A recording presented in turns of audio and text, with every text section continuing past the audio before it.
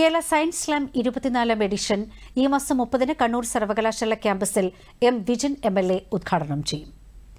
കേരള ശാസ്ത്ര സാഹിത്യ പരിഷത്തിന്റെ ആഭിമുഖ്യത്തിൽ ശാസ്ത്രജ്ഞരും പൊതുജനങ്ങളും തമ്മിൽ നേരിട്ട് സംവദിക്കാൻ വേദി ഒരുക്കുന്നതാണ് പരിപാടി.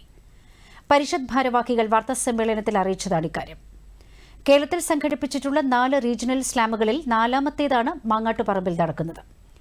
കണ്ണൂർ സർവകലാശാലയിലെ പരിസ്ഥിതി പഠന വകുപ്പുമായി സഹകരിച്ചാണ് ഇത് സംഘടിപ്പിക്കുന്നത്. 20 ഗവേഷകർ പ്രബന്ധം അവതരിപ്പിക്കും.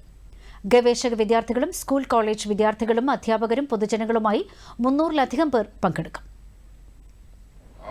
ആവേശകരമായ അനുഭവത്താണ് സ്ലാം വരുന്നത്.